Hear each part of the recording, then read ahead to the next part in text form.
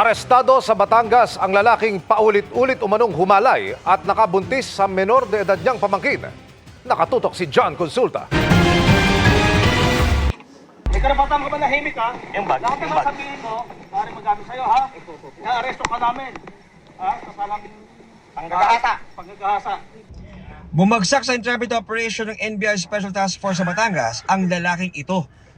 Sumbong ng 14 anyos niyang pamangkin na babae. Paulit-ulit siyang inabuso ng suspect mula nitong Mayo. Tinakot pa umano siyang sasaktan sa oras na magsumbong.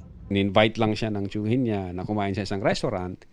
But then during yung invitation, instead na sa restaurant dadalhin yung biktima, dinala sa motel.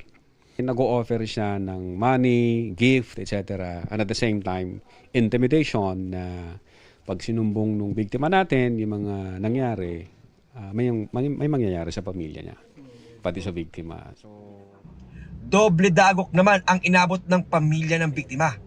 Siya po ay 7 weeks and 4 days pregnant. Gusto ko siyang makulong. Gusto kong pagbayadan niya lahat yung ginawa niya. Gusto kong habang buhay siyang nasa kulungan. Hindi ko akalain na magkakaganito po kung alam ko lang may nasa uli yung pagsisisi. Nahingi ako ng pasensya. Sobrang sana mapatawad po ako.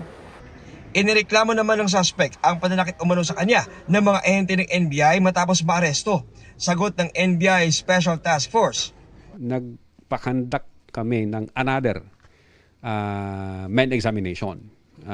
Kasama po doon yung kapatid ng suspect. At yung kapatid mismo nandoon at magpapatunay na wala hong nangyari sa suspect. Walang galos, walang etc., walang masakit kung saan man. So may mga gumagawa lang ng kwento na sinaktan daw, etc. But the medical examination would show otherwise. John. Na-inquest na sa reklamong lascivious conduct, rape of a minor, at resistance and disobedience of persons in authority matapos sagasaan ang isang ahente sa gitna ng entrapment. Para sa GMA Integrated News, John Consulta, nakatutok 24 oras.